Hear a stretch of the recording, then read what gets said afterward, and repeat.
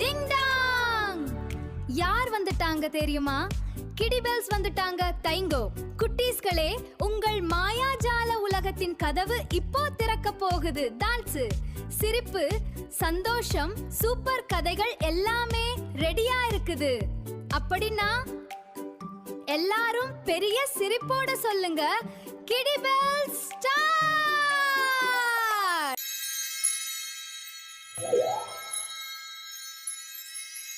ஒரு காலத்தில் மனிதர்கள் வாழாத ஒரு மந்திர உலகம் இருந்தது.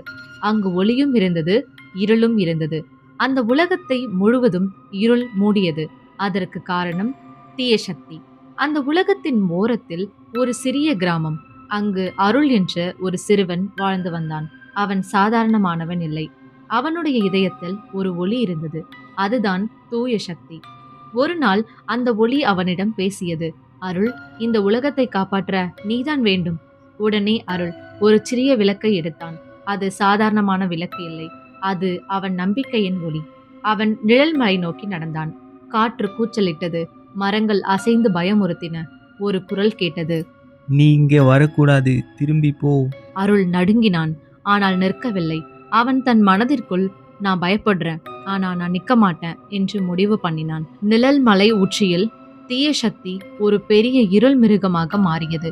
அது பலமாக சிரித்தது. ஒரு சிறிய ஒளி என்னை வெல்ல முடியும் என்று நினைக்கிறாயா? அருள் அமைதியாக நின்றான். அவன் கண்களை மூடினான். அவன் நினைத்தான், அம்மாவின் அன்பு, நண்பர்களின் சிரிப்பு, அவன் செய்த நல்ல செயல்கள். அந்த நினைவுகள் ஒளியாக மாறின. அவன் கையில் இருந்த விளக்கு சூரியனைப் போல பிரகாசித்தது. அந்த ஒளி கொஞ்சம் கொஞ்சமாக அதிகரிக்க தொடங்கியது. தீய சக்தி பின்வாங்கியது. இந்த ஒளியால் என்னை அழிக்க முடியாது. ஆனால் ஒளி அதிகரித்து கொண்டே இருந்தது. இருள் மெதுவாக கரையத் தொடங்கியது. ஒரு நொடி அனைத்து இருளும் மறைந்தது. மீண்டும் உலகம் உயிர் பெற்றது. மரங்கள் பச்சையாகின. பறவைகள் பாடின. அருள் சிரித்துக்கொண்டே, தூய சக்தி வெளியில் இல்லை, அது நம்முள் தான் இருக்கிறது. நாம் நல்லதை நினைத்தால் எந்த தீய சக்தியையும் வெல்ல முடியும் என்றான். குட்டீஸ், இன்றைய கதை உங்களுக்கு பிடிச்சதா? அழகான கதைகள் பார்க்க லைக் பண்ணுங்க, ஷேர் பண்ணுங்க, கிடிபெல்ஸ் சேனலை சப்ஸ்கிரைப் பண்ணுங்க. நாளை இன்னொரு சுவாரஸ்யமான கதையுடன் சந்திப்போம். பபாய். மீண்டும் சந்திப்போம். குழந்தைகளே, கவனமாக இருங்கள். ஹலோ.